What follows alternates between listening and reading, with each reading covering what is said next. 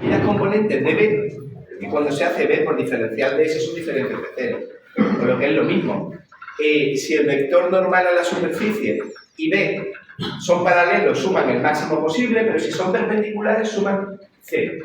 Y la dirección en la que apunte B con respecto al diferencial de S es importante, ¿vale? No es algo que uno se pueda saltar aquí. Dijimos también que cuando lo que varía es el campo magnético con respecto al tiempo y la superficie permanece constante, acordad de que ahora mismo estoy en ese caso, que no he pasado al caso de que la superficie varía con el tiempo. Cuando estoy en el caso en el que el campo magnético varía con el tiempo y la superficie son constantes, aparece una circulación de campo que no aparecía en el caso de la electrostática. Esa circulación de campo está relacionada con que el campo magnético cambia con el tiempo. Si os dais cuenta, si el campo magnético cambia con el tiempo, el flujo también cambia con el tiempo y esta derivada puede ser diferente de cero. Y en ese caso puede aparecer una circulación de campo eléctrico.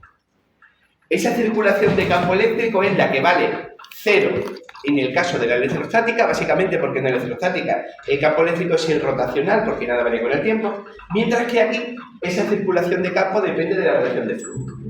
Por lo tanto, si el flujo magnético no varía con el tiempo, pues no existe esa circulación de campo en absoluto. Da lo mismo que el campo sea grande o que el campo sea pequeño. El campo magnético puede ser enorme, que si no varía con el tiempo, esta circulación es 0. Y el campo magnético puede ser pequeño, pero si varía con el tiempo, siempre va a producir una cierta circulación de campo. Además, simplemente para no confundirnos, gran parte de este tema va sobre espiras, ¿vale? Es decir, sobre un hilo metálico al que se le da una vuelta, 2 vueltas o n vueltas, están todos, ¿vale? Gran parte del tema va sobre eso. Pero esta circulación de campos que veis ahí no requiere de un circuito, no requiere de un cable, ¿vale? Simplemente porque el campo magnético varía con el tiempo, el flujo varía con el tiempo, y si tú analizaras el campo eléctrico, ese campo eléctrico circularía y el resultado de la circulación sería diferente de cero. Si tú te vas a un simulador electromagnético y coges un campo magnético variable con el tiempo, en la zona donde el campo magnético varía con el tiempo, vas a ser capaz de ver una circulación de campo eléctrico, aunque no haya circuito asociado. La gracia que tiene en un momento dado que haya circuito asociado es que esa circulación de campo eléctrico en el circuito provoca una circulación de corriente, y esa circulación de corriente pues básicamente lo que mueve los circuitos con los que nosotros trabajamos. Pero si tú te olvidas de ese circuito que no tiene por qué estar, lo que ves es una circulación de campo. Si metes la espira, si metes el circuito, en la espira habrá unos electrones que se moverán de un sitio a otro y ese movimiento de los electrones terminará generando la corriente que es la que nosotros queremos tener. ¿Vale? Pero en principio, esta circulación de campo se dice siempre que el campo magnético varía con el tiempo. Ahora, como primer ejemplo, esto también lo vimos el último día, como primer ejemplo yo dije, mira, vamos a poner el ejemplo más sencillo que a uno se le puede ocurrir, que es, se imagina un campo magnético variable con el tiempo, pero que es igual en todos los puntos del espacio. Entonces, el campo magnético es constante en el sentido de que vale lo mismo en todos los puntos del espacio, pero no es constante con el tiempo. Básicamente, el campo magnético es una constante multiplicado por coseno de omega. Si estoy trabajando en régimen permanente sinusoidal, esa omega es la frecuencia natural con la que trabajo en régimen permanente sinusoidal. Entonces, el campo es constante en el espacio, pero en el tiempo, ¿no? En el tiempo tiene que variar con el tiempo. Es que si el campo magnético no varía con el tiempo, entonces ya hemos terminado, ¿vale? No hay fenómenos de inducción electromagnética. Los fenómenos de inducción electromagnética están relacionados, en principio, con que el campo magnético varía con el tiempo. Luego veremos que, en realidad, la verdad verdadera está en que lo importante es que el flujo varía con el tiempo. Pero como de momento estoy dejando la superficie constante, que varía el campo y que varía el flujo es lo mismo. Más adelante veremos que incluso un campo magnético constante puede generar inducción si se mueve la superficie. Pero como ahora la superficie está quieta y no cambia de tamaño, me centro solamente en cambios del campo magnético. Por otro lado he puesto una espira súper sencillita. La espira es simplemente un círculo, ¿vale?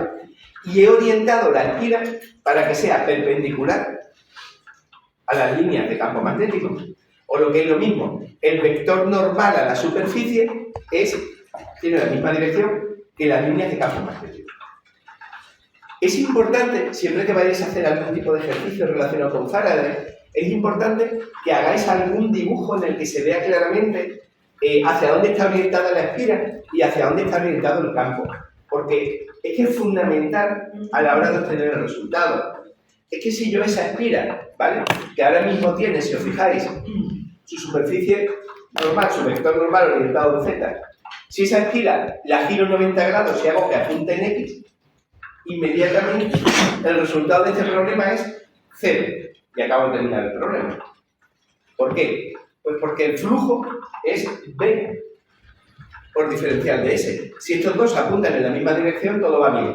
Pero como apunten a 90 grados, pues tienes un problema, porque el resultado de ese producto es 0. Entonces, este problema es muy sencillito porque yo me he ocupado de decir que el campo magnético apunta en dirección Z y la normal a la superficie también apunta en dirección Z, con lo cual apuntan en la misma dirección y cuando calculo el flujo podemos multiplicar directamente los módulos. Pero mucho cuidado cuando vais a hacer un problema un poco más complicado, que no sea un ejemplo, mucho cuidado con asumir que el flujo es el producto del módulo de B por el módulo de S. Eso es mentira, ¿vale? Hay un factor que es el coseno del ángulo que forma. Lo que pasa es que en este caso, el coseno del ángulo que forma es coseno de 0 que vale la unidad. Entonces, siempre mucho cuidado con la dirección en la que apuntan las cosas. Otra cosa importante, siempre que vayáis a hacer un problema de este tipo, y en general siempre en el electromagnetismo, es acordaos de poner todas las magnitudes que sean vectoriales con flechita arriba y el vector unitario hacia donde apunta. Porque es la única manera de cuando lo metes en las expresiones que las cosas salgan bien. Entonces, yo no me limito a poner diferencial de S, pongo diferencial de S con flechita, sencillamente porque eso me recuerda hacia dónde está orientado esa superficie. Si no lo hago, puede que no me dé cuenta de hacia dónde está orientado y puede que el problema lo haga mal. Entonces, como ejemplo de partida, la gracia de este ejercicio está más allá de la parte física en empezar a fijar nomenclatura. Poner la flechita a todo lo que sea vectorial. Poner los vectores unitarios. Y todo eso va a ser muy importante porque cuando hagáis las cuentas las tenéis que hacer con vectores, que no queda otra. Entonces, si os coméis alguna componente vectorial, el problema no va a quedar bien. Bien, esa espira está conectada por uno de los lados a un voltímetro, que básicamente, pues imaginaos que es como si tuviera una resistencia chiquitina, le vamos a medir la corriente y a partir de ahí medir la diferencia potencial que hay entre las bordas. En ese dibujo en el que veis arriba a la izquierda, veis también unas líneas azules que pone C. ¿Vale? Esas líneas azules que pone C, ¿qué son? Bueno, pues ahora, esto lo voy a repetir mucho a lo largo del día de hoy. A partir de ahora tenéis que recordar aquello de la regla de la mano derecha, la vamos a aplicar un montón de veces, ¿vale? Entonces, cuando uno quiere aplicar la regla de la mano derecha, una de las primeras cosas que tiene que hacer, sobre todo los días, es resaltar el número. Porque la probabilidad de que en un examen te vienes haciendo la regla de la mano izquierda y todo lo que sale al revés es alta, lo estás escribiendo, te acuerdas y te pones así, y si eres diestro, haces la regla de la mano izquierda en lugar de la regla de la mano derecha. Entonces, todo el mundo se tiene que acostumbrar que la regla de la mano derecha pasa a resultar el número, sobre todo si es diestro. No hay que imaginar la cantidad de exámenes en las que la gente lo hace al contrario. Pero entenderlo es una tontería, uno está escribiendo y de repente en su cabeza, ¿esto cómo era? Y empieza y no se da cuenta. Entonces, mucho cuidado, la regla de la mano derecha se hace con la mano derecha y no es tan evidente para los diestros. Entonces, ¿qué significa la regla de la mano derecha? Bueno, la regla de la mano derecha está directamente relacionada, no sé si alguna vez lo han contado, está directamente relacionada con los ejes coordenados. Los ejes cartesianos que nosotros solemos utilizar son X, y la Z así, o si queréis la Z, pinchando hacia vosotros en la pizarra, ¿vale? Tanto bien. Esos ejes coordenados en los que la X apunta hacia acá, la Y hacia acá y la Z saliendo de la pizarra, esos ejes coordenados se llaman ejes coordenados a derechas. Existen unos ejes coordenados a izquierda, pero estos son ejes coordenados a derecha. Sigue la regla de la mano derecha. Básicamente, lo que estoy diciendo es que si dibujo X e Y así, la Z pincha hacia vosotros. Alguien podría decirme, pero yo no puedo poner la Z pinchando hacia dentro de la pizarra. Bueno, tú ponla hacia donde tú quieras, pero es que si haces eso, estás cambiando todos los sistemas de coordenadas con los que trabajamos normalmente. Entonces, la mayoría de la gente, la mayoría de los casos, suele trabajar con sistemas de coordenadas a derecha. Ya digo, no es que esté prohibido lo otro, simplemente que por convenio se suele trabajar así. En un sistema de coordenadas a derecha, yo me puedo preguntar hacia dónde circula ¿vale? Si quiero hacer coordenadas cilíndricas, coordenadas esféricas, ¿hacia dónde da vuelta las cosas? Entonces, si yo pongo mi pulgar hacia afuera de la pizarra, porque si gira con respecto al eje Z, mi pulgar estaría hacia afuera de la pizarra, mis dedos se apuntan hacia allá, ¿vale? Eso quiere decir que el sentido matemático de giro, cuando uno utiliza coordenadas a derecha, es antihorario. Lo cual, no sé si es intuitivo o antiintuitivo, pero desde luego es así. Entonces, la circulación por defecto, cuando uno utiliza coordenadas de la mano derecha, la circulación es siempre sentido antihorario. Y esta circulación es una circulación matemática. Esto no tiene nada que ver, en principio, con nada físico. Esto es simplemente que, si yo quiero definir el sentido de circulación, si tomo el eje Z como el eje de giro, es un giro antihorario. ¿Vale? Entonces, el motivo por el que la circulación positiva es en sentido antihorario es por la regla de la mano derecha. Y ahí, esa es la regla que he seguido. He seguido que la componente Z pincha hacia afuera de la transparencia y, por lo tanto, el giro es en sentido antihorario. Todo esto es matemáticas, entonces yo empiezo por la parte física. Bueno, esto porque hay que saberlo. Esto hay que saberlo porque si haces un problema y el resultado del problema te da positivo, significa que gira en sentido antihorario. Y si te da negativo, significa que la corriente se circula en sentido horario. Es decir, el signo de lo que te dé a resolver el problema, ese signo, ¿con respecto a qué es? Pues ese signo es con respecto al sentido matemático de circulación cuando utilizas la mano derecha.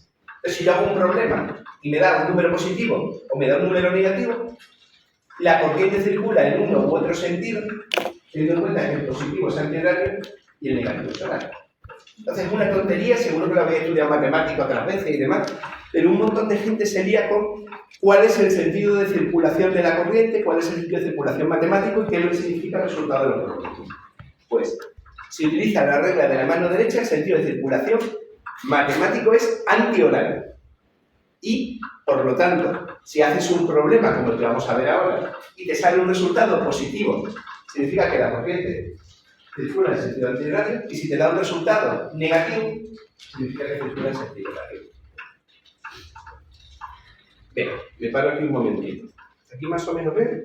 Entonces, el sentido de circulación por defecto, simplemente por la definición de los ejes, es antihorario. ¿Vale? Eso es lo que tenemos que recordar. Bueno, pues seguimos. A partir de ahí, lo que es hacer las matemáticas del problema, en este caso en concreto, es sencillo porque lo he simplificado todo al máximo. El diferencial de superficie apunta en la misma dirección que el campo magnético. El campo magnético es constante en el espacio, con lo cual calcular el flujo es básicamente multiplicar por el área del círculo, y el área del círculo es pi r cuadrado. Y calcular la derivada es muy sencillo. ¿Por qué? Pues bueno, porque la derivada del coseno es menos el seno. Entonces, todo lo que es la matemática de esta parte es sencilla y te queda una expresión como esta de aquí. La que yo os decía el otro día, que tiene cierto sentido lo que ha salido. ¿Por qué? Bueno, de entrada, si el campo no oscila, es decir, si omega es igual a 0, la fuerza electromotriz generada también vale 0. Eso es porque aquí aparece directamente la omega multiplicada. Así que se cumple eso de que si el campo no varía con el tiempo, entonces la fuerza electromotriz generada es nula, ¿vale? Eso se cumple. En general, además, uno entenderá que, asumiendo que el campo varía con el tiempo, asumiendo que eso es cierto, cuanto mayor sea la amplitud de campo, pues mayor será también la fuerza electromotriz generada, y cuanto mayor sea el área en el que estoy integrando, también será mayor la fuerza electromotriz generada. Pero en cualquier caso, de nada sirve que estos dos números sean muy grandes si el campo no varía con el tiempo, ¿vale? Por eso esa es la condición fundamental, que la omega sea diferente de 0. Si ahora uno representa cómo varía el campo magnético en función del tiempo y cómo varía la fuerza electromotriz en función del tiempo, se da cuenta de que los dos tienen forma senoidal, pero están desfasados entre sí.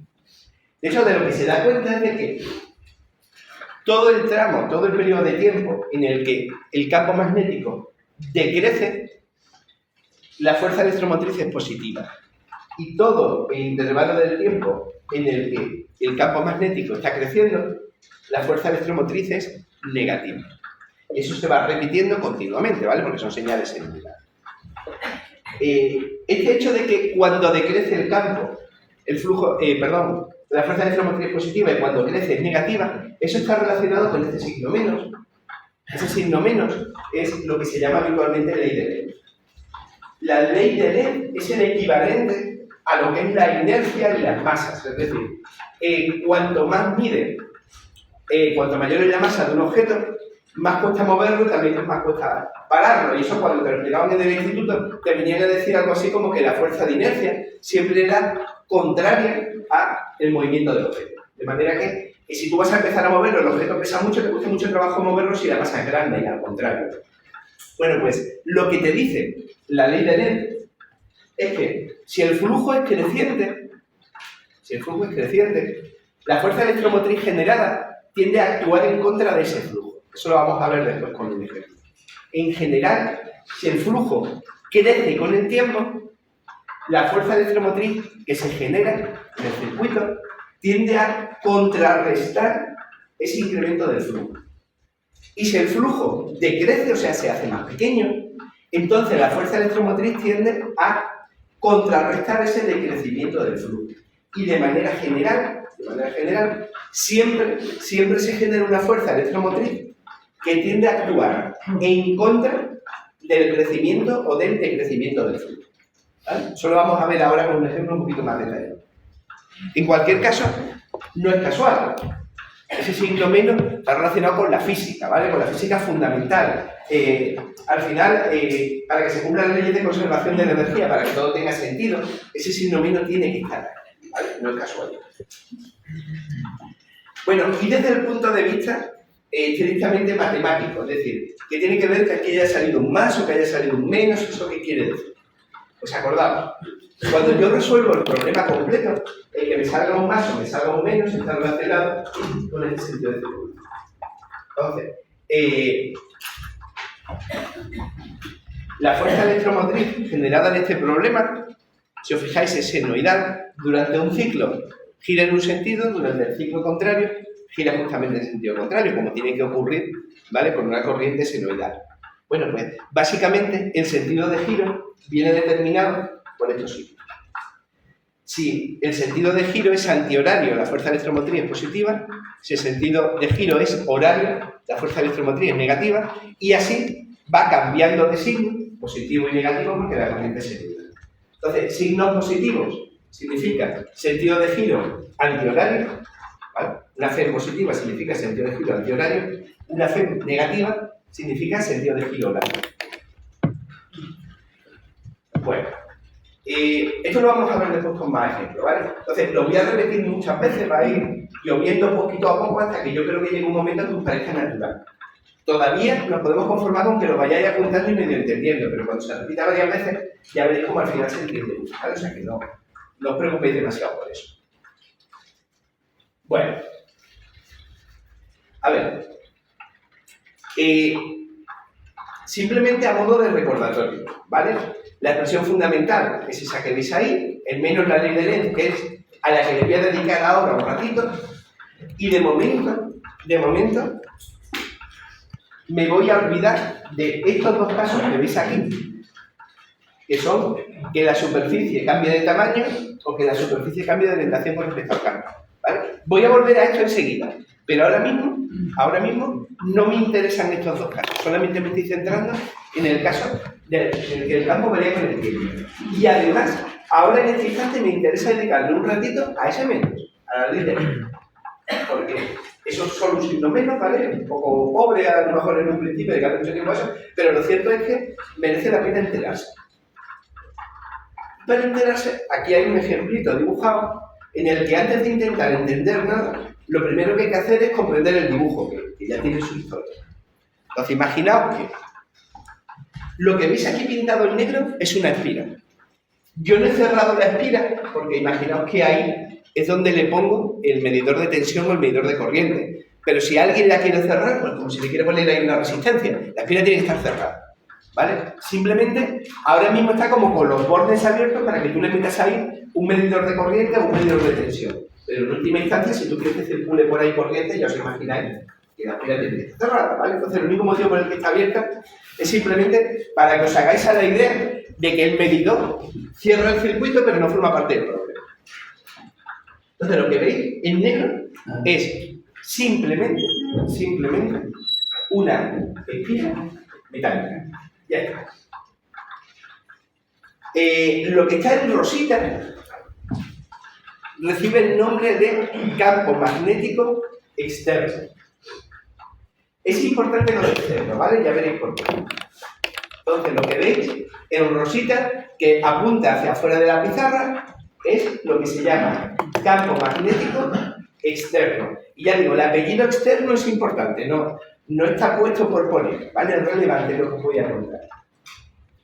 Campo magnético externo. Y para que todo sea fácil, la superficie de la espira y las líneas de campo, si os fijáis, están colocadas de manera que el flujo es máximo. Es decir, la espira está colocada sobre la superficie de la transparencia y los puntos del campo magnético pinchan hacia vosotros. Entonces, en principio, el flujo que atraviesa esa superficie es máximo. ¿Vale? Bien. Las flechitas verdes. Esas flechitas verdes son lo que se llama corriente inducida. ¿Vale? Esas flechitas verdes son la corriente inducida. Es la corriente que circularía por esa espira.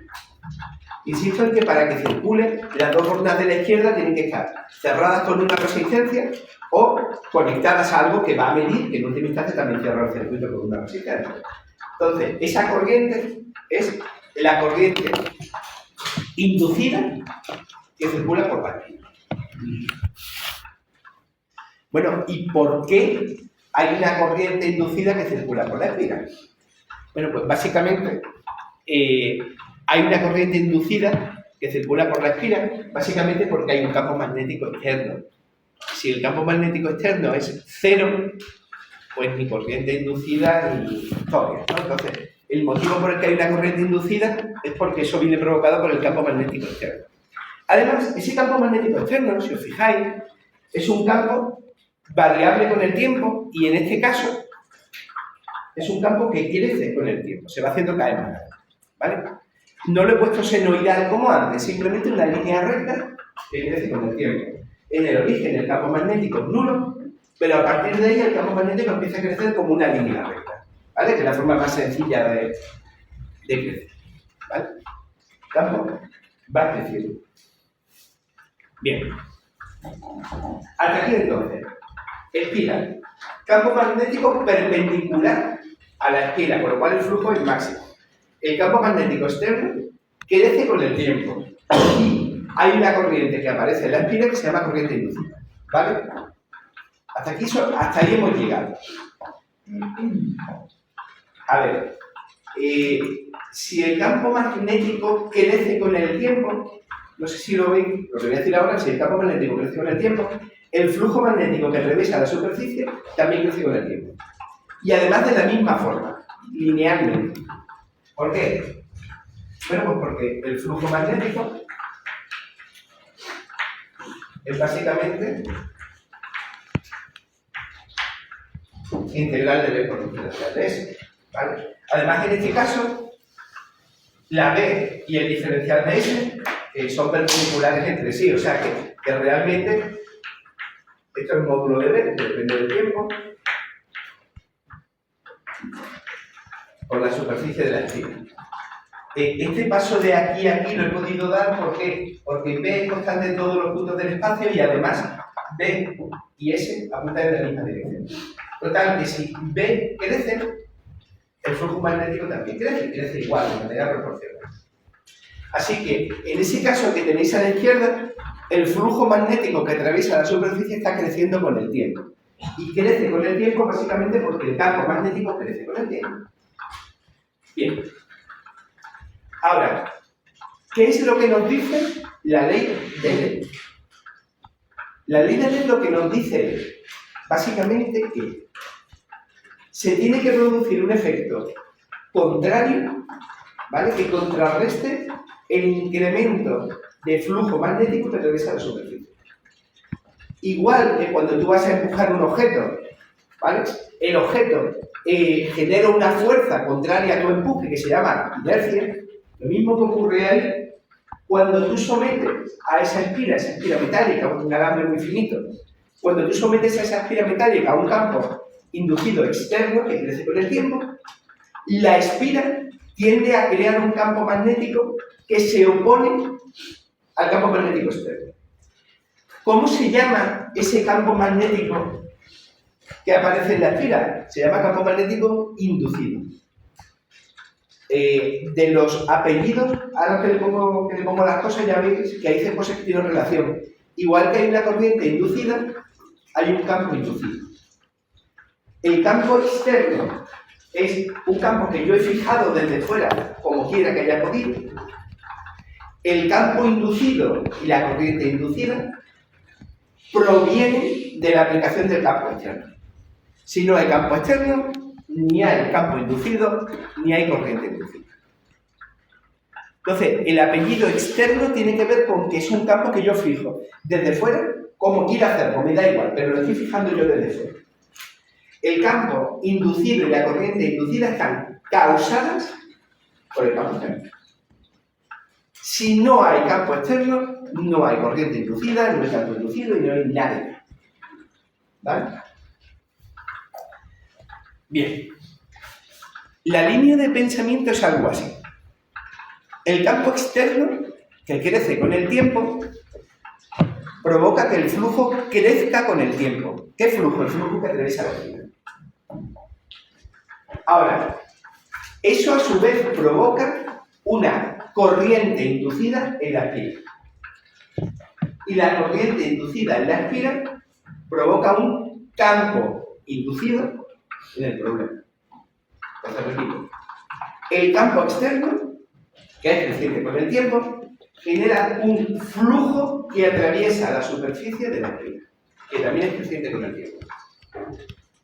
Ese flujo creciente con el tiempo que atraviesa la espira, a su vez, provoca una corriente inducida en la espira. Y ahora, esa corriente inducida provoca, a su vez, un campo magnético inducido. Esa es la forma en la que yo creo que conviene pensar en el problema. El campo magnético externo provoca un flujo, el flujo es creciente porque el campo magnético crece, eso provoca a su vez una corriente inducida, y la corriente inducida provoca un campo inducido.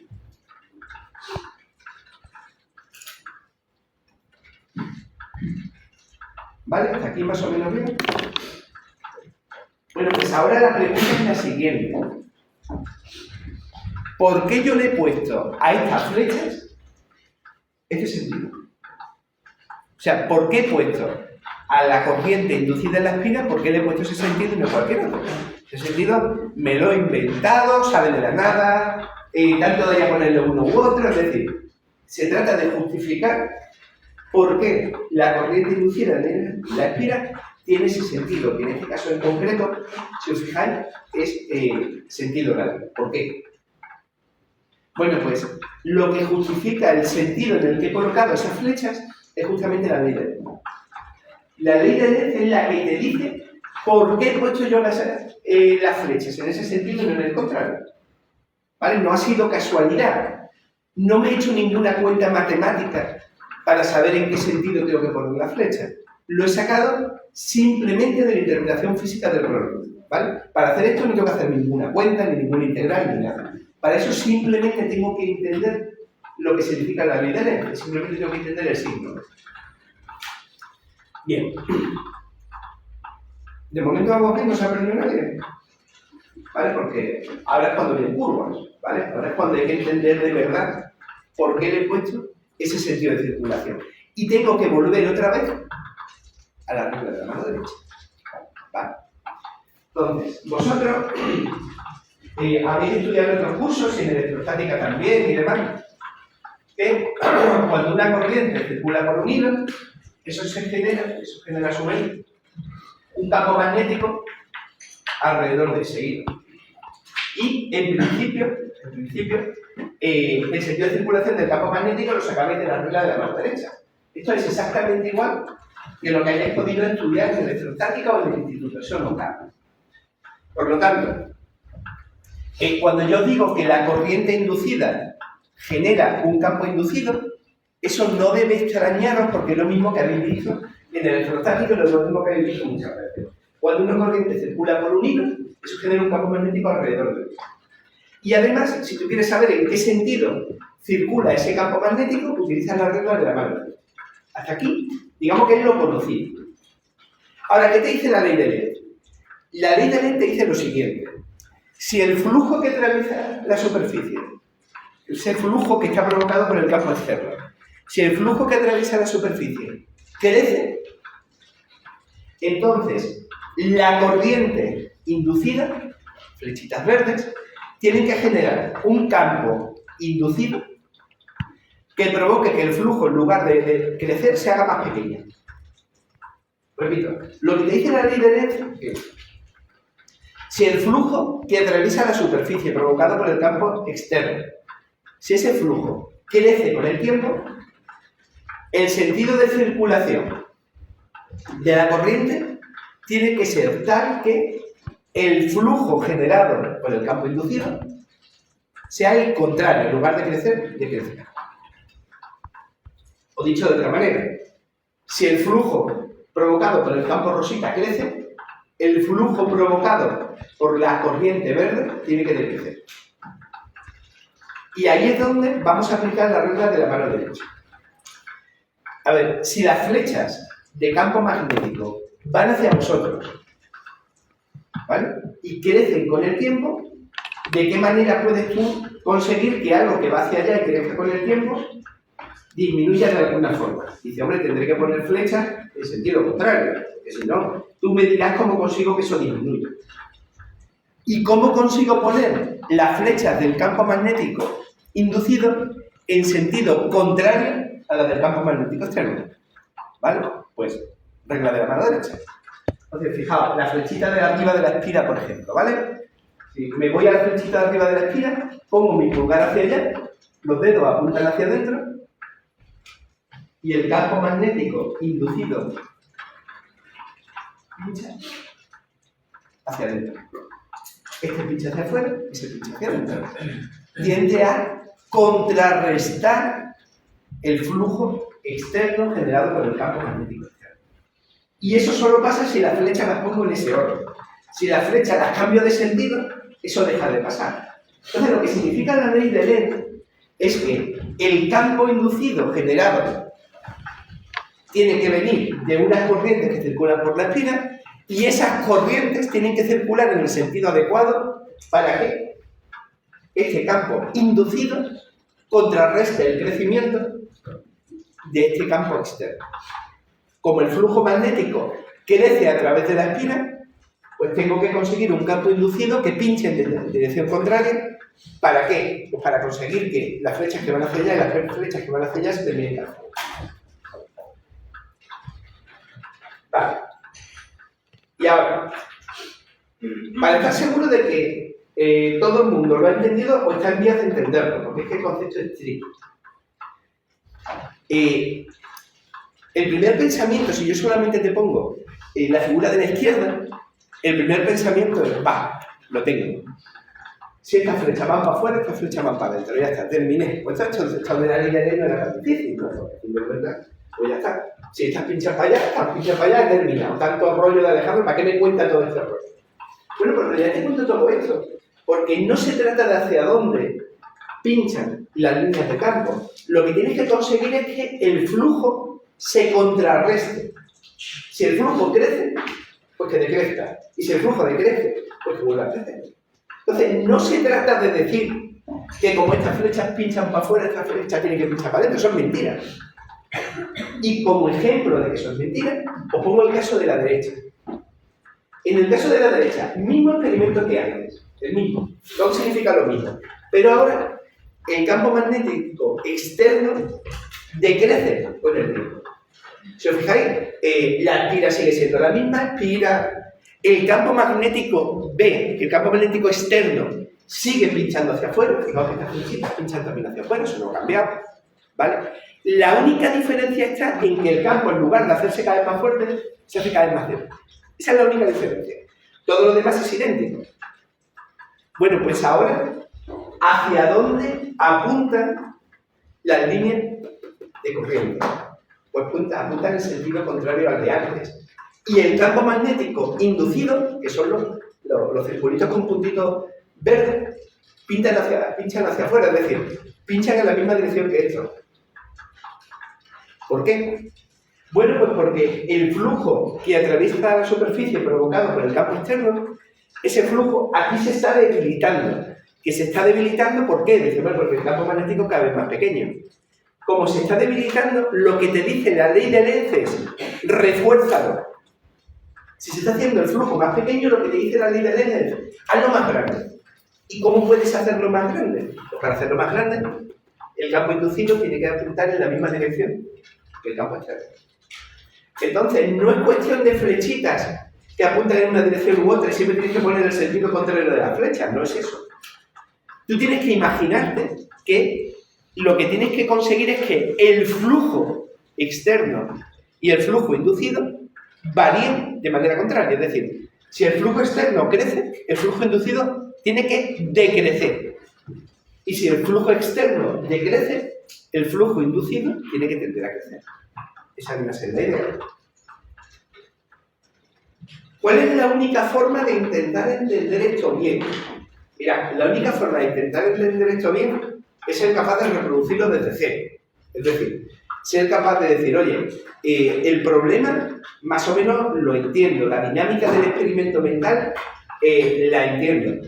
Bueno, pues voy a intentar ver si soy capaz de predecir hacia dónde va, hacia dónde circula la corriente del problema. Claro, alguien me puede decir, bueno, Alejandro, esto está muy bien, pero si yo me hago todas las matemáticas de principio a fin, me saldrá un signo menos o me saldrá un signo más y eso ya me da el resultado correcto. Vale, eso es cierto, pero la probabilidad de que te equivoques en un signo mientras estás haciendo el problema no es pequeña. Entonces, esto, aparte de ser teoría básica de esta fundamental, no se debe saber, ¿vale? Porque lo que veo que tenemos que saber mucho de física. Aparte de eso, esto es una forma de verificar que los problemas lo estás haciendo bien. Porque si te sale el signo contrario al que te dice la ley física fundamental, es que en algo te estás equivocando. Entonces hay que dedicarle un ratito a entender lo que significa la ley de Lenz. Ese signo menos tan pobretón que aparece en la ecuación tiene más importancia de lo que parece. Entonces, repito, si hay un flujo provocado por un campo magnético externo, el campo inducido tiende a contrarrestar el crecimiento o el decrecimiento del flujo externo. Y siempre que hablemos de la ley de Faraday, siempre hablamos de crecimientos y decrecimiento, porque lo importante es la derivada del flujo con respecto al tiempo. No es el valor absoluto del flujo, sino que lo importante es su derivada, si crece o decrece. Pues yo tengo aquí una cosa para que le echéis un vistazo en casa. Esto está cogido de la Wikipedia, ¿vale? O sea que tampoco esperéis ciencia nuclear. Pero es interesante porque os puede dar la pista de estoy o no estoy entendiendo lo que significa la ley de Lenz. Os explico qué significa esto y os digo cómo lo tenéis que trabajar en casa. Mirad, aquí hay una espira, ¿vale? Esa espira se estudia en varias situaciones diferentes. Lo que tenéis arriba es un imán. Y la gracia es que ese imán se está acercando o alejando de la espira. Y además puede tener polo norte abajo, puede tener polo norte abajo. Bien. Cuando el imán se acerca a la espira, yo creo que todos entendéis que hay más líneas de campo magnético atravesando la espira. Y si se aleja, pues habrá menos. Y en el proceso de acercarse o de alejarse, ¿qué es lo que ocurre? Que el flujo magnético se hace o más grande o más pequeño. Entonces, ¿por qué hay 4 casos ahí arriba? Pues hay 4 casos porque se corresponden con el imán se acerca o se aleja, con el polo norte abajo, con el polo sur abajo. Por eso hay 4 casos. Vale. Pues lo que deberías intentar hacer es lo siguiente. Coges un papel en blanco y haces el dibujillo de la espira y el imán. Y miras cuándo se acerca y cuándo se aleja. Y ahora intentas predecir en qué sentido debe circular la corriente para cada uno de esos 4 casos. Lo haces. en un papel en blanco, sin mirar blanco. Si te sale lo que pone aquí, entonces ¿qué se te lo que la ley de Lehr? Si te sale lo contrario, pues cambia los ceros por 1. Ya lo tienes casi, simplemente siempre lo haces al revés. Pero eso es fácil de arreglar. Si empiezas a escribir números arbitrarios, pues entonces la cosa no va a cambiar.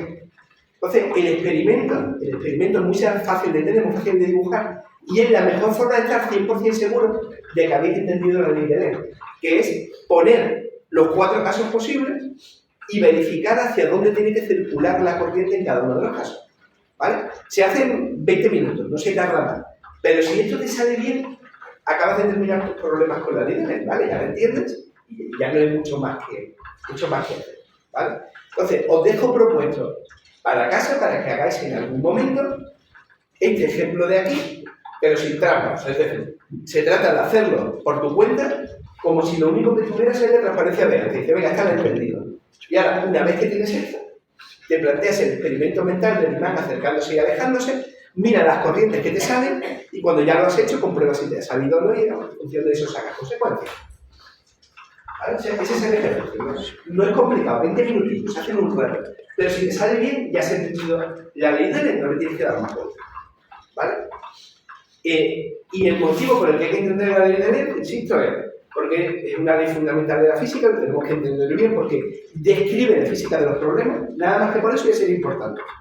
Pero desde un punto de vista más práctico, para un estudiante que se va a examinar, significa que cuando termines el problema, en cierto tipo de problemas, puedes verificar si el signo que te ha salido se corresponde con la ley de Lehr o no. Y si no se corresponde, siempre me puedes poner, bueno, los signos cuando hacía el problema Dios sabe, pero esto lo que tiene que salir es que esto crece o esto decrece, y a mí ya me vale. Si la física del problema la entiende. ¿Sí? ¿Más o menos bien de momento? El lunes por la mañana, temprano, ¿vale? Que sé que es complicado. Si voy muy rápido y algo que no me seguí, me paráis, ¿vale? Que no hay prisa de momento. Lo voy a meter. Bueno. Si os acordáis, antes os he dicho, me voy a olvidar de que hay más formas de cambiar el flujo.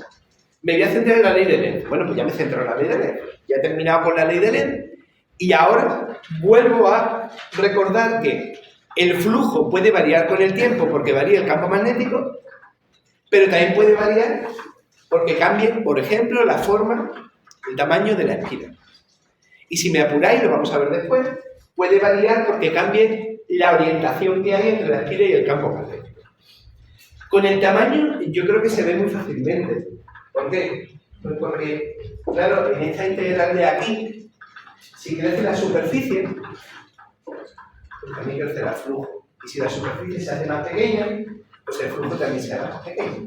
¿Vale? Entonces, si cambia el campo magnético con el tiempo, cambia el flujo. Eso es lo que hemos visto hasta ahora. Si el flujo magnético es constante, pero cambia la superficie, eso también provoca una variación del flujo magnético. ¿Vale? Lo que vamos a ver ahora es un experimento típico que se pone siempre como ejemplo cuando uno quiere explicar qué pasa cuando cambia la superficie. ¿Vale? Lo que vamos a ver ahora es un ejemplo que aparece en todos los manuales de electromagnetismo, muy clásico. El experimento se llama experimento de la barra del Lizard. Y como en todos estos experimentos, lo importante es, antes de hacer ninguna cuenta, entender la física del problema. Entonces, nos olvidamos de momento de las matemáticas, eso lo haremos después. Nos vamos a preocupar solo de la física del problema, porque yo creo que si eso lo entiendes bien, todo lo demás va de corrido de fácil. Imaginaos dos raíles metálicos. Es decir, dos raíles metálicos son simplemente dos piezas de metal sobre las cuales hay una barra que también es metálica y se puede mover. Metal y metal también. Lo que pasa es que la barra se mueve. Yo soy capaz de tirar de la barra hacia acá con una determinada velocidad.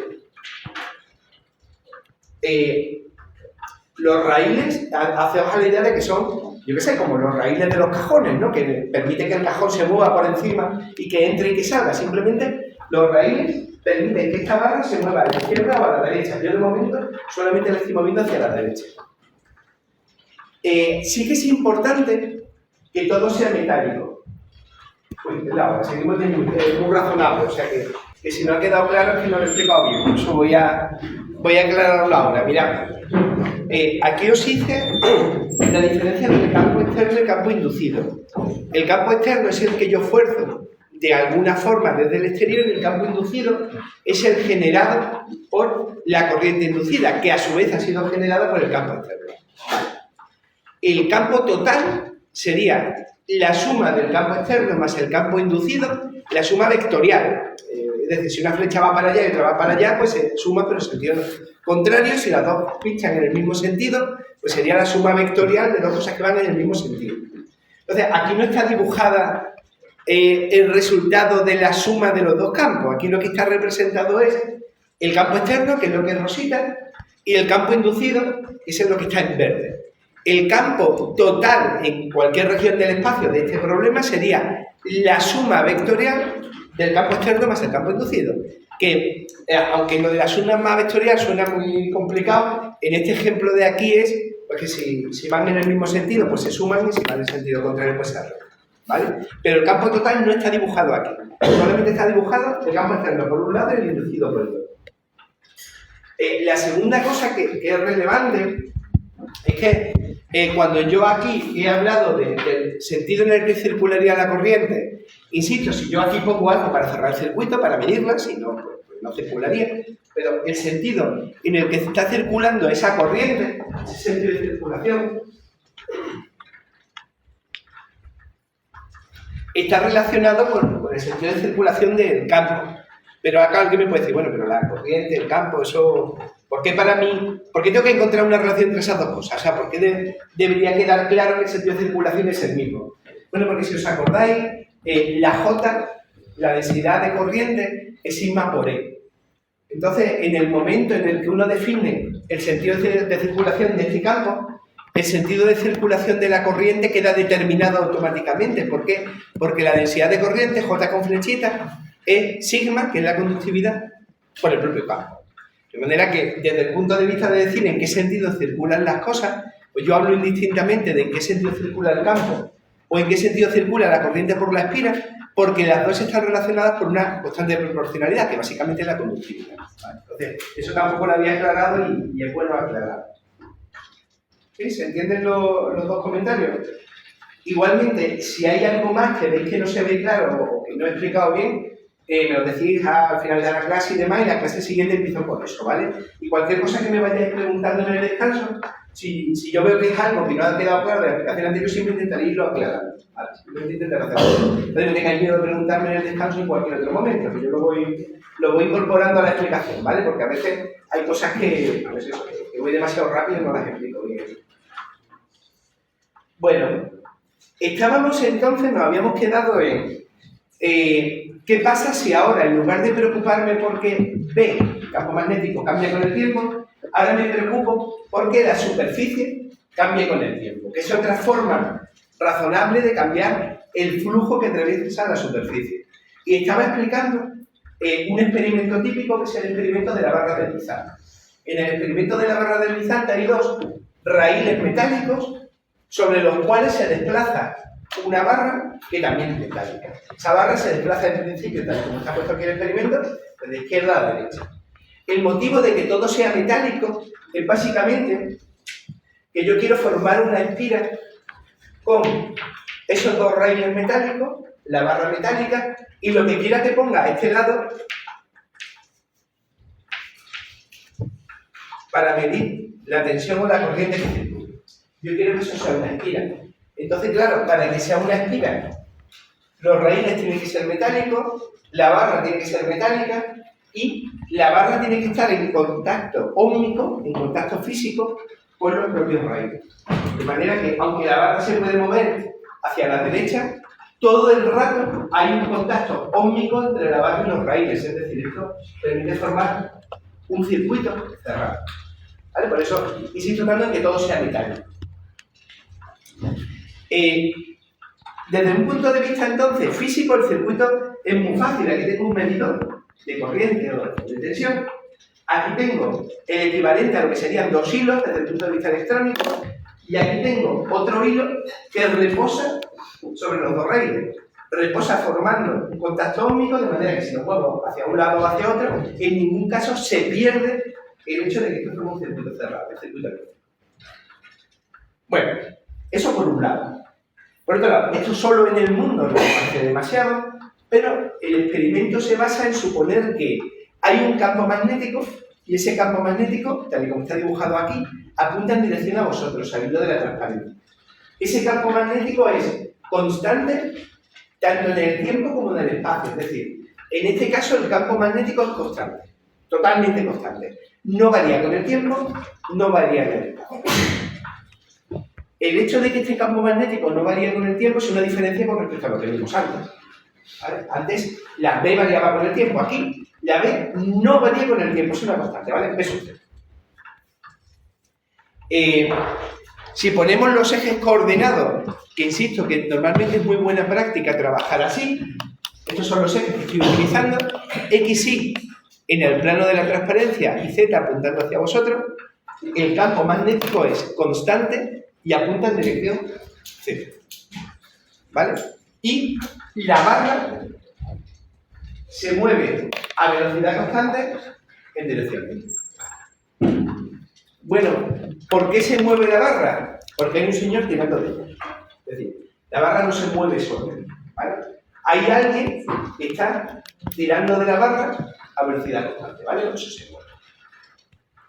El señor que tira de la barra no lo he dibujado, pero está ahí para que la barra se mueva. Si no tiro de la barra no se mueve. Entonces la barra se mueve a velocidad constante porque alguien está tirando de ella para que la barra se mueva a velocidad constante. Bien, ese es el experimento. Campo magnético constante en el espacio y en el tiempo, 2 raíles metálicos y una barra también metálica puesta encima y un medidor al otro lado que va a intentar medir si por esa espiral que se ha generado circula o no circula corriente. Bien. La clave de todo esto está en darse cuenta de que la ley general que nosotros estamos estudiando es esta. Esto es lo que estamos estudiando. ¿Vale? Claro, si uno en su cabeza dice solamente cuando el campo magnético varía con el tiempo se produce una fuerza electromotriz, si uno se hace con esa idea, el problema está en que no está describiendo toda la física que hay detrás de esta fórmula. La física que hay detrás de esta fórmula implica que el flujo magnético puede cambiar, o porque cambie el campo magnético, o porque cambie la superficie. Entonces, en la física de esta expresión, se puede permitir que, siendo el campo constante, el flujo varía con el tiempo y por lo tanto aparezca una fuerza electromagnética. Y de eso va este ejemplo de aquí. ¿Qué es lo que ocurre cuando yo tiro de la barra y se va moviendo a velocidad constante? Pues lo que ocurre es que la superficie generada por esa espira cerrada por la barra azulita que se ve en la transparencia, esa superficie cada vez mayor. Claro, la superficie crece básicamente porque la barra cambia de posición todo el rato y cambia de posición a una velocidad constante. Dicho de otra manera, B, campo magnético es constante, pero S, superficie, varía con el tiempo. Entonces, si yo multiplico B por S, si yo multiplico el campo magnético por la superficie, descubro que ese producto cambia con el tiempo, de hecho crece constantemente. Y si eso crece, el flujo magnético también crece. Y si crece el flujo magnético, se crea una fuerza electromagnética. ¿Vale? Así que lo que dice la teoría, sin hacer ninguna cuenta, hacer cuenta la vamos a hacer ahora, pero lo que dice la teoría general es: en este experimento se debería producir una fuerza electromotriz en la espira, básicamente porque el flujo que atraviesa la superficie cambia con el tiempo. ¿Y por qué cambia con el tiempo? Pues no cambia porque cambie el campo magnético, sino que cambia porque se incrementa la superficie. ¿Vale? Eso es lo que dice la teoría. Y ahora lo que tenemos que ver es si las fórmulas sustentan lo que te dice la teoría general. En este caso en concreto, no hay que pensar mucho. Vamos directamente a aplicar la fórmula, pero vamos a intentar aplicarla entendiendo lo que hace. Siempre que yo quiero resolver un problema de Faraday, lo primero que hago es calcular el flujo. Y el flujo es la integral de B por diferencial de S con sus flechitas correspondientes. Pero en este ejemplo, que una vez más es de los que yo llamo sencillo, el campo magnético y la superficie son perpendiculares entre sí. Eso quiere decir, básicamente, que el flujo magnético que atraviesa la superficie es el máximo de lo posible. Es básicamente B por el diferencial de S. Es decir, como B y diferencial de S apuntan en la misma dirección, esto es básicamente el producto de los dos.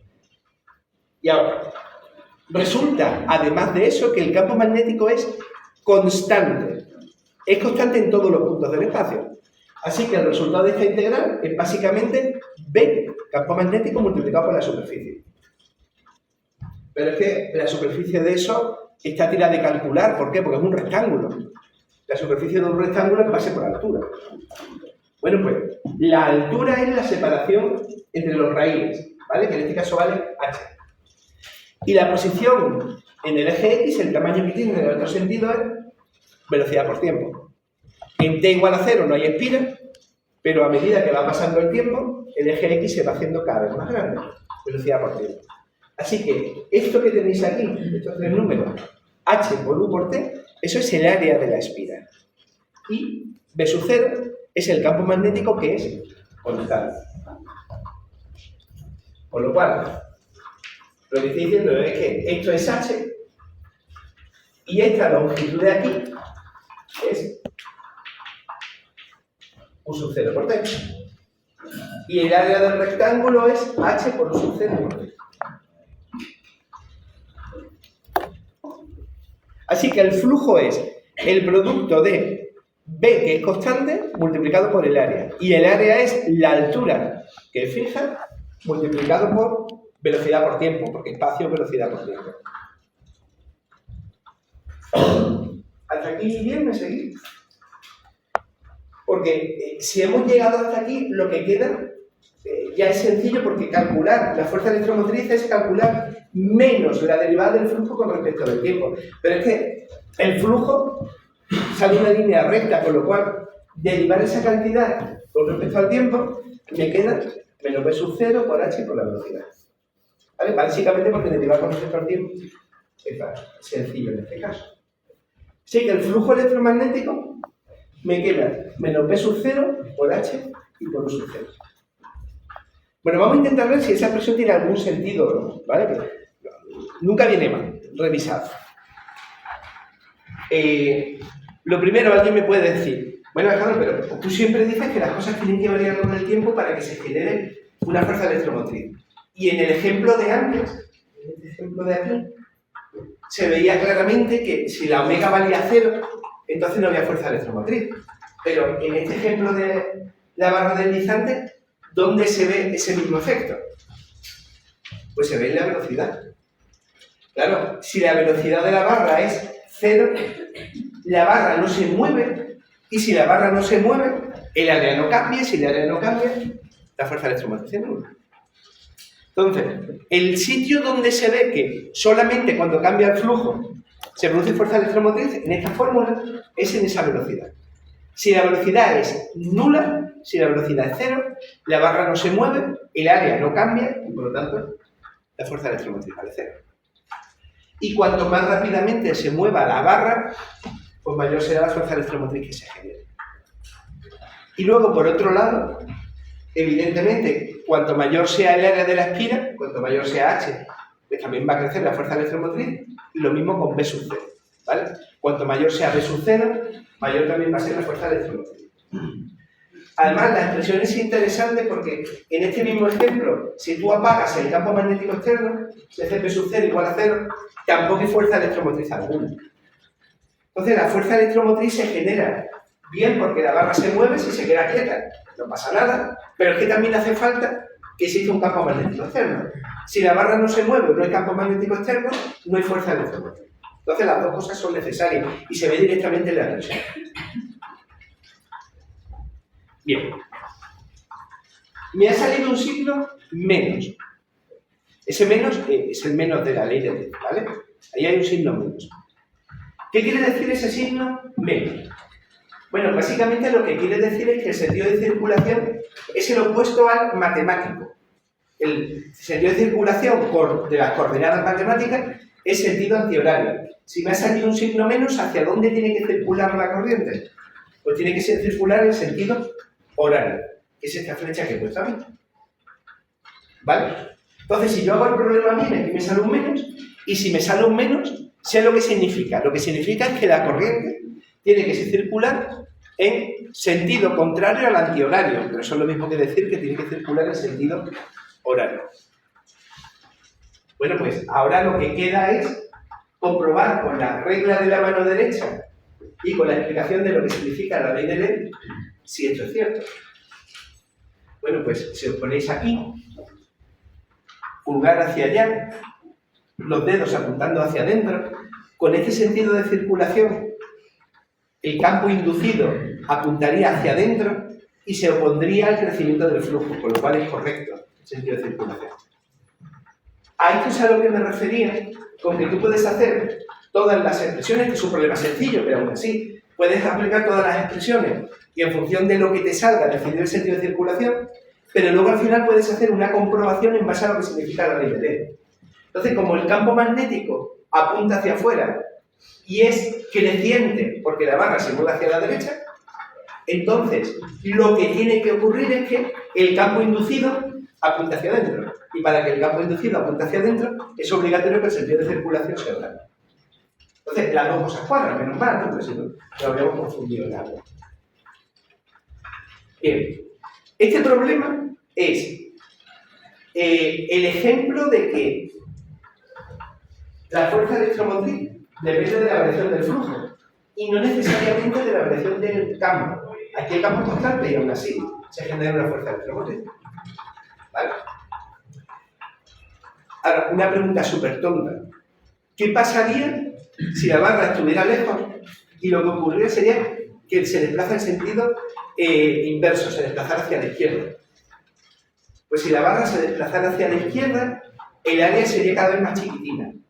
Si el área se reduce, el flujo que atraviesa la superficie también sería más pequeño. Y si el flujo se hiciera más pequeño, lo que quiere decir es que el flujo inducido tendría que ser mayor. Y eso implicaría que la corriente circularía en sentido contrario a esto. Si la barra se desplazara hacia la izquierda, esto ocurriría justamente en sentido contrario. Y alguien puede decir, sí, pero eso con las matemáticas, ¿cómo saldría? Pues saldría de una forma muy sencilla, porque es que en lugar de ser la velocidad a la que se desplaza la barra positivo más u sub 0 por x, sería menos u sub 0 por x, lo que significa que va en sentido contrario. Entonces, siempre tiene que coincidir todo, si no tenemos un problema. Entonces, yo aquí, cuando puse la velocidad a la que viajaba la barra, puse que se desplazaba en x en sentido positivo. Pero si la barra se desplazara de derecha a izquierda, lo que ocurriría es que esto sería menos u sub 0. Aquí me habría salido el signo cambiado y, por supuesto, la corriente tendría que circular en sentido contrario. Insisto, es lo que tiene que ocurrir. ¿Vale? Entonces, este mismo problema lo vamos a resolver el día siguiente utilizando otra ley física diferente que no es exactamente la que hemos estudiado hasta ahora, pero que está relacionada, ¿vale? Entonces, estaría bien que le echarais un vistazo a este problema en casa para la clase del miércoles. No porque sea especialmente complicado, sino porque cuanto mejor se entienda, más fácil va a ser cuando resuelva el mismo problema, pero utilizando la fuerza de Lorentz, ¿vale? Porque este problema se puede resolver utilizando una ley física aparentemente diferente, pero que luego al final descubres que en realidad da el mismo resultado. Una vez más, menos mal, porque si dos leyes físicas me dan resultados distintos sobre el mismo problema, pues tengo un problema, nunca mejor dicho. En cualquier caso, este ejemplo de la barra deslizante es interesante porque con una cuenta muy sencilla se ve que si varías la superficie, si varías el área de la esfera, también se produce un flujo variable con el tiempo, ¿vale? Por eso es interesante. Pero el problema que es interesante de verdad es cuando el campo magnético es constante con el tiempo, el área de la esfera es constante con el tiempo, pero lo que varía es la orientación entre B, el campo magnético, y S, la propia esfera. O sea, nosotros estamos utilizando esa fórmula pese a que solo la hayamos demostrado para que solo cuando el campo es variable, es decir, para que esta cosa no se mueve. Eso es. Esta fórmula, a ver, os puedo pasar algunos apuntes, pero es que no quiero liarlo mucho más. Esta fórmula de aquí es generalista, vale siempre, y viene de dos sitios. Cuando tú supones que esto es menos diferencial de B con respecto de T, de aquí sacas que la circulación de campo, esto es igual a menos la integral de superficie del diferencial de B respecto de T, ¿vale? Realmente, en esa expresión, tú lo que estás considerando la derivada respecto al tiempo no es solo del campo, es del producto escalar entre el campo y la superficie. En esta expresión de momento, todavía no se acaba la derivada. No, pero sin sacar la prueba, es decir, si tú en ese ejemplo pusieras que el campo es constante, pero la superficie varía, te daría cero lo de la derecha. Nosotros estamos considerando la derivada del campo respecto al tiempo, lo de la superficie. Eso es. Y por eso esto me lo puedo llevar fuera. Y por eso esta expresión planteada así o planteada con la derivada fuera está numerada. Porque cuando yo hago el cambio de aquí a aquí, estoy estableciendo un contorno de una superficie que a priori es importante, no tengo nada. O lo que es lo mismo, estoy definiendo una superficie, ¿vale? Esta superficie de aquí es también una C y un diferencial de S. Y el conjunto de todo eso es superficie. Y ahora, imagínate que aquí digo, si el campo no varía con el tiempo, está a 0, como tú dices. Y esta expresión sería perfectamente válida, no habría ningún problema. O sea, esta expresión de aquí es correcta. Y ahora, si la superficie es constante, dice, bueno, pues que si la superficie es constante, porque lo estoy considerando como tú dices, me la llevo fuera y llego a esto de aquí. Pero una vez más, como para hacer esa deducción, he supuesto que la superficie es constante, tú podrías pensar, pues esta expresión solamente va a ser válida para superficie constante. Bueno, pues resulta, y esta es un poco la magia que yo no he explicado, resulta que cuando tú partes de la fuerza del orden y te pones a hacer esto, y te pones a hacer cuentas con esto de aquí, eres capaz de llegar a una expresión en la que también ocurre que la derivada del flujo con respecto del tiempo es también una C. Entonces, parte de la ecuación de aquí, a esta ecuación de aquí normalmente se le llama Maxwell-Farrell. Partes de esta ecuación y llegas a esta expresión de aquí, que es correcta siempre, y además si te lleva la derivada afuera, lo cual solamente es válido con la solución constante, llegas a esta expresión. Vale. Pero siempre, o sea, no siempre es válida porque está considerando una superficie constante. Eso es, por este camino, tú llegas aquí, y esto siempre es válido, siempre que la superficie sea constante. Pero si la superficie varía con el tiempo, si pasa de aquí a aquí, como que no. Bueno, pues tú puedes partir de la fuerza del orden y llegar a esta misma expresión. Pero estamos usando generalmente. Eso es. Por eso yo os decía el otro día que este paso de aquí a aquí solamente es válido para la superficie constante, pero que esta expresión en general no la voy a llevar. Entonces, si está interesado, te puedo pasar por el despacho y quedar con un compañero, y unos apuntillos que tengo para demostrar que de aquí también se llega aquí.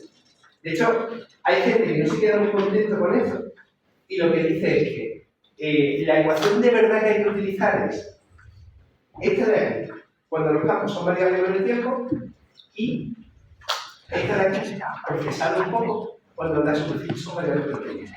Es decir, esto de aquí, venga, vale, esto es así, esto es verdad, o sea, aquí no hay ninguna mentira.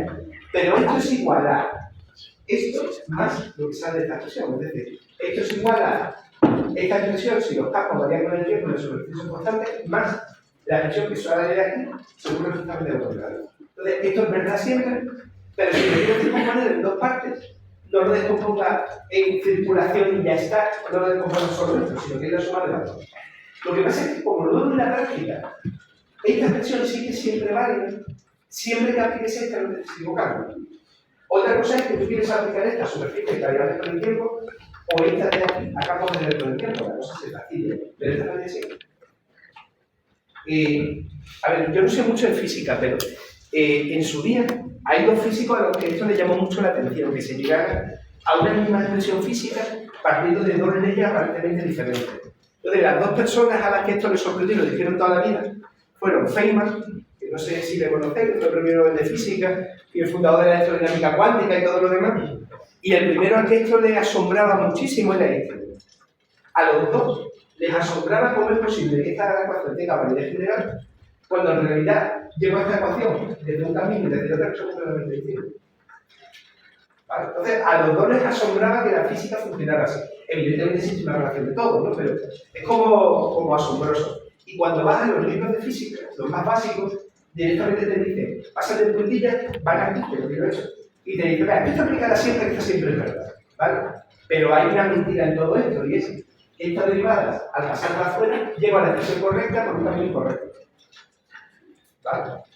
Pero digo, si te interesa el tema, claro, tampoco es que la deducción sea dificilísima, pero se puede llegar a esta expresión a partir de aquí. ¿Vale? O esta velocidad está relacionada con el hecho de que la esquina cambia de dirección o cambia de tamaño. Porque esta es la velocidad a la que se mueve cada uno de los puntos de la esquina. Entonces ya ahí es donde ya uno empieza como a intuir que realmente una velocidad implica que el flujo cambie, que es justamente lo que acabamos de ver con la barra de Lejano. Bueno, eso es interesante de verdad. Lo que pasa es que ya os digo, ahora quiero irme a algo más mundano, que es qué es lo que pasa cuando la superficie y el campo magnético cambian de posición entre sí. Y quiero irme a eso, que ya os digo que es un poco más mundano porque es que casi todos los generadores se basan en variar la dirección relativa o la posición relativa entre el campo magnético y la esquina. Tú puedes dejar el campo magnético fijo y variar la esquina, o puedes dejar la esquina quieta y cambiar el flujo magnético. Pero no importa, lo verdaderamente importante es que cambie el producto B con flechita multiplicado por diferencial de S con flechita. Eso, ¿vale? El que cambie esto de aquí es básicamente lo que provoca la generación de una fuerza electromotriz en la mayoría de los generadores de electricidad. Y si me apuráis, a la inversa, es lo que provoca que los motores eléctricos funcionen. Entonces, supongo que alguna vez habréis visto el aspecto de un motor eléctrico que tiene unos imanes y una bobina alrededor del imán. Y los generadores, las teníamos que antes tenían las bicis, antes de que los LED duraran infinito con una pila, pues también se basaban en lo mismo. En unos imanes y unas espiras que giraban relativamente la una a la otra. Bueno, pues normalmente el movimiento que tú necesitas es un movimiento en el que simplemente cambia la dirección, la orientación entre los dos. Por supuesto, alguien podría decirme, bueno, también puedes generar con la barra lentizante, también puedes generar algo que varíe con el tiempo. Bueno, también podría generar algo que varíe con el tiempo, pero normalmente no se suele emplear. Normalmente se suele emplear utilizando algo más parecido a esto. Entonces, como yo dibujo fatal, lo más cómodo es hacer algo así. Imaginaos que el móvil es la esquina y que la agarro así por encima y por debajo, ¿vale? Y el eje de giro es el eje en el que estoy poniendo los dedos, esto gira así, ¿vale? Simplemente está girando. E imaginaos que las líneas de campo, como siempre, salen hacia vosotros de la pizarra y yo giro mi móvil así. Pues cuando lo tengo así, que es paralelo a la pizarra, el flujo que atraviesa esta esquina, el móvil, sería máximo. Y cuando lo giro 90 grados, pues el flujo es cero. Entonces, cuando tú empiezas a girar con respecto a un determinado eje, una esquina, y el campo magnético está orientado de una forma razonable, así tiene flujo máximo, así tiene flujo cero, y entre medias, ¿qué tiene? Entre medias tiene todas las situaciones posibles entre el máximo y el mínimo, ¿vale? Pero claro, como lo que produce la fuerza electromotriz es la variación del flujo con el tiempo, si yo empiezo a girar la esquina así, lo que estoy produciendo es una fuerza electromotriz variable con el tiempo. Bueno, pues en esto es lo que se basa en la mayoría de los generadores de electricidad, ¿vale? Cuando hay un molinillo eléctrico de esos enormes, ¿no?, que camina de Manilva y demás, que son gigantescos, o cuando uno se imagina una central hidroeléctrica en la que se deja caer el agua, porque lo que se está produciendo es un movimiento relativo entre la espira y los imanes. Tanto me da dejar la espira quieta y mover el imán alrededor, que dejar el imán quieto y mover la espira, ¿vale? Eso ya es una cosa de ingeniería, una cosa tecnológica, pero no es algo físico. Lo que tenemos que hacer entonces es intentar ver cómo las expresiones que ya hemos estudiado, básicamente, cómo se calcula el flujo y cómo se calcula la fuerza electromotriz a partir del flujo, ver cómo eso te permite calcular la fuerza electromotriz cuando la aspiras, ¿vale? Eso es lo que vamos a ver ahora. Y es un problema interesante, porque ya digo que es que toda la energía eléctrica del mundo, o casi toda, se viene a generar así. Entonces, lo primero siempre es intentar hacer un dibujo y poner los ejes. Mira, en todos los problemas que estamos viendo ahora, que son problemas sencillos para explicar conceptos, todos tienen una parte común, que es una representación gráfica y unos ejes coordenados.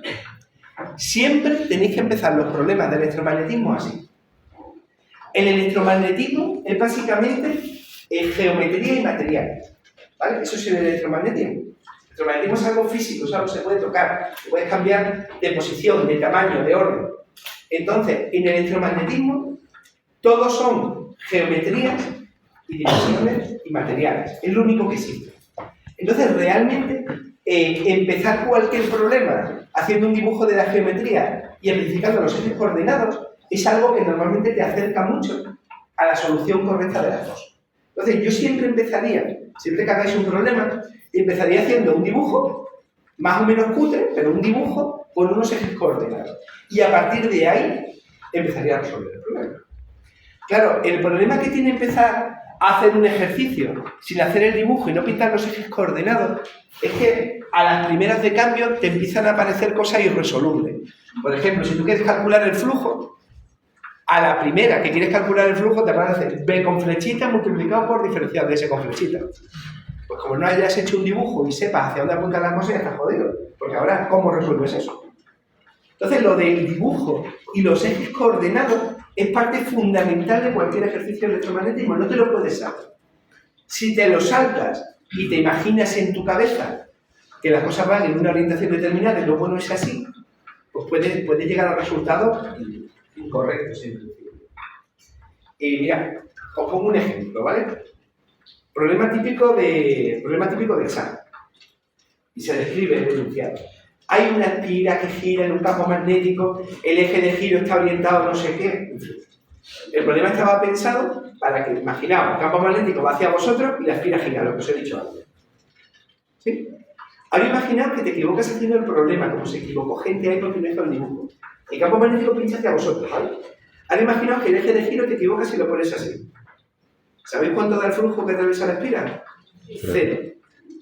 Y tú dices, hostia, pero si me sé toda la fórmula, si el problema no entiendo, ¿por qué me ha salido el problema mal? Es decir, ¿qué es lo que ha ocurrido? Pues lo que ha ocurrido ha sido algo tan tonto como que, como no hiciste el dibujo, el eje de giro de la espira, en lugar de definirlo con respecto al eje correcto que lo tenéis que poner, lo pusiste en 90 grados. Pero es que como gira en 90 grados la espira con respecto al campo, tiene un problema serio, que queda 0. Entonces, no te puedes saltar lo de dibujar, aunque creas que entiendes el problema perfectamente. Porque los ejes coordenados forman parte del problema. Y si te equivocas al hacer eso, un problema que aparentemente sabes hacer, de repente saca un 0 en el examen. Y la cosa no está para perder puntos en el examen, lo puedo asegurar. Entonces, lo de dibujar, súper importante, pero súper importante. Hacer un problema tan sencillo como este. Insisto, como lo pongas así, el problema no tiene entero más. Y es por simplemente no haber dibujado. Entonces, en el dibujo que hay arriba a la izquierda, más allá de lo malo que yo estoy dibujando, que no soy, ¿vale? Se ven ciertas cosas. Campo magnético apunta en dirección X, ¿vale? Entonces, este es mi eje X. Y el eje de giro de la espira está orientado en dirección Z. ¿Sí? Entonces, si os fijáis, ese dibujo estará mejor o peor dibujado, pero tiene sentido. El campo magnético apunta de izquierda a derecha y el eje de giro apunta en dirección Z. Es decir, gira en torno a un eje que está sobre el eje Z. Y ahora, a partir de ahí, ya puedo empezar a hacer el problema. Pero lo primero es dibujar los ejes coordenados y dibujar, mejor o peor, como buenamente podáis, pero dibujar la geometría del problema. Bien. Partiendo de eso, ¿qué es lo que yo quiero hacer? Dice, mira, pues lo que yo quiero hacer es resolver e integrar de B por diferencial de S, ¿vale? Eso es lo que quiero hacer porque a partir de ahí es inmediato calcular la fuerza electromotriz. Pero claro, es que el primer ejercicio que hacemos en las que B y diferencial de S no apuntan de tal manera que como son perpendiculares al máximo. Entonces, por eso me voy a parar un poquito. Hasta ahora no me he preocupado de las flechitas, porque hasta ahora en todos los ejercicios que os he puesto, en todos los ejemplos, era perpendicular la superficie al campo magnético. Pero en este caso de aquí, resulta que la dirección que forma B diferencial de S no es constante, sino que cambia con el tiempo. Por eso me tengo que parar un poco. ¿Vale? Bien. Lo que veis arriba es un dibujo también muy cutre, porque yo dibujo muy mal, pero en el que una vez más están puestos los ejes coordinados. ¿Vale? Es importante poner los ejes coordinados, porque cuando algo en 3D lo quieres dibujar en 2D, como no pongas los ejes tienes un problema. En la parte de arriba, lo que tengo puesto es lo que he llamado vista frontal. Lo que estoy viendo es, cuando la espira gira, ¿cuál es el campo magnético que atraviesa la propia espira? Eso es lo que se ve arriba. Si os dais cuenta, el campo magnético apunta en dirección X, que es lo que te indican los ejes de arriba a la izquierda, y lo que se ve es que cuando la espira está así, es un máximo, y cuando la espira está así, es un cero. ¿Vale? Eso es lo que se ve en la de arriba. Lo de abajo es la vista superior, ¿vale? Lo estoy mirando desde aquí arriba. Y se ve exactamente lo mismo. Y lo he puesto para tres ángulos, 0, 45 y 90 grados, simplemente para que se vea, o para que uno se haga en su cabeza, la idea de qué es lo que está ocurriendo. Pues lo que está ocurriendo es que cuando θ es igual a 0 grados, el flujo que atraviesa la espira es máximo, cuando está a 45 grados es algo intermedio, y cuando está a 90 grados, pues no pasa absolutamente. ¿Vale? Entonces eso simplemente porque ayuda a entender el problema, sobre todo cuando es la primera vez que lo ves. Entonces ese tipo de dibujos conviene que lo hagas. Esto, aunque no lo parezca, nos va acercando a resolver este B por diferenciales. ¿Y por qué nos está acercando a resolverlo? Bueno, pues porque, si os fijáis, bueno, está en la espira, el vector normal a la superficie es perpendicular a la espira, y lo que está haciendo el vector normal a la superficie, yo creo que se ve bien en esos dibujos, es que en un momento determinado apunta hacia vosotros, en otro momento apunta hacia allá, en otro momento apunta hacia atrás, y va cambiando de dirección el vector normal a la superficie al mismo tiempo que gira la espira. Y al cabo de una vuelta vuelve a pinchar en la misma dirección, claro, esto es cíclico. Bueno, pues, la superficie de la espira, ese con flechita, es ese sub 0, que es el área que tiene la superficie, que aquí es constante, el área no está cambiando, multiplicado por el vector normal a la superficie. Y el vector normal a la superficie es el que cambia cuando la espira gira. ¿Y cómo cambia? Coseno de θ por x menos seno de θ por... Vamos a ver qué significa esto. ¿Qué pasa cuando θ es igual a 0? Bueno, θ es igual a 0, este término de aquí vale 0, y la espira apunta en dirección x. Que es justamente, si os fijáis, lo que aparece ahí. ¿Qué es lo que pasa cuando estamos a 45 grados? ¿O qué es lo que pasa cuando estamos a 90 grados? Pues tenéis cuenta de que simplemente sustituyendo θ por esos valores, está siendo un máximo, está siendo un valor intermedio, está siendo un 0, y a medida que eso va girando, eso va cambiando continuamente la dirección en la que apunta el vector director. ¿Y por qué sé yo que el vector director apunta en X y en Y? ¿Por qué no he puesto Z? ¿Eso dónde lo has sacado, Alejandro? El eje de giro apunta en dirección Z. Entonces, si Z es esto, son mis dedos, el vector normal a la superficie nunca apunta en Z, ¿no? Siempre apunta o en X o en Y. Ahora mismo está apuntando hacia vosotros y ahora mismo está apuntando a 90 grados. Pero desde luego en ningún caso apunta en dirección Z. ¿Vale? Bueno, ¿y qué es θ? Dice, bueno, θ es el ángulo en el que está apuntando. Y el ángulo en el que está apuntando cambia con el tiempo. ¿Cómo cambia? Omega por θ. Si omega es muy rápido, da vuelta a toda hostia. ¿Y qué es lo que pasa? Que θ cambia también súper rápido. Si omega es muy pequeño, gira muy lento. Y si omega es 0, no gira. Y si no gira, pues entonces la espira está quieta y no se produce fuerza electromótrica. ¿Por qué un signo menos? Bueno, en realidad, ese signo menos está relacionado con que la espira gira en un sentido o en otro. Tú podrías haber puesto un más, entonces lo único que pasaría es que la espira giraría en sentido contrario. Si en el enunciado no te dicen nada, tanto da que aquí pongas un menos o que pongas un más, porque ese menos o ese más te dice si la espira está girando en sentido horario o en sentido antihorario, no te dice otra cosa, ¿vale? Además, estoy suponiendo que en θ igual a 0, la espira apunta en dirección X. ¿Por qué? Pues porque no me he dicho tampoco nada en especial y es cómodo suponer que la espira está empezando en un máximo. Pero la espira podría haber empezado en un mínimo o en cualquier otro sitio. ¿Vale? Entonces, esta expresión de aquí es la expresión que indica el giro que está teniendo la espira. Los vectores directores son X e Y, básicamente porque el Z es el eje de giro de la espira, entonces el vector normal a la superficie nunca puede apuntar en Z, apuntará en X y en Y. El utilizar un menos o un más depende del sentido de giro que yo le quiera dar a la espira. Y empezar coseno-seno en lugar de seno y coseno es sencillamente porque en el origen, en t igual a 0, yo he marcado que la espira está según el máximo de flujo. Pero eso también lo podemos cambiar. Entonces, ahí podría haber puesto seno de teta x más coseno de teta y, pues lo podría haber puesto. Pero si yo asumo que la espira está girando como he puesto ahí arriba, y además que en el origen está en un máximo, si esas dos cosas las impongo, entonces esa es la expresión que me queda. ¿Vale? Entonces, muy importante que nadie se aprenda de memoria que ahí es x gorrito y gorrito. Son las dos coordenadas que no son la del eje de giro. ¿Vale? Y todo esto suponiendo que el eje de giro va con los ejes coordenados porque buena gana de girarlo en otro ángulo, ¿vale? Pero ahí pongo x e y porque el eje de giro es 0. Solo por ese motivo. Si el eje de giro fuera en x, pues entonces aquí no podría poner x, aquí tendría que poner z. Entonces, esto es x e y porque el eje de giro es z.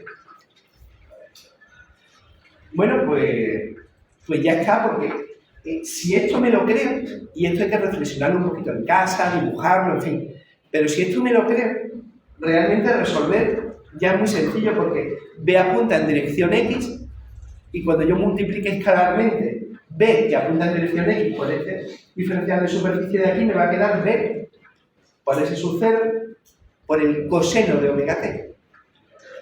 ¿Vale? Sí.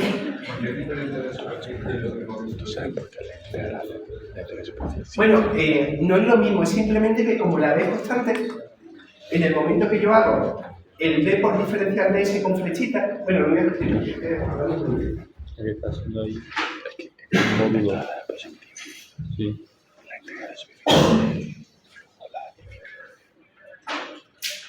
Cuando tú tienes la integral de B por diferencial de S, esto ahora te queda B sub 0 por X, por esta parte de aquí que es diferencial de S por coseno de teta por X menos diferencial de S por seno de teta y por X. Cuando haces este producto de aquí, te queda solamente este término. B sub 0 por diferencial de S por coseno de teta. Esto está integrado en la superficie. Y ahora, esto de aquí es B sub 0 por coseno de teta por la integral en S diferencial de S. Y esto de aquí es S sub 0. Ahora, lo que pasa es que he dado un paso demasiado rápido, pero la idea es esta. ¿Sí?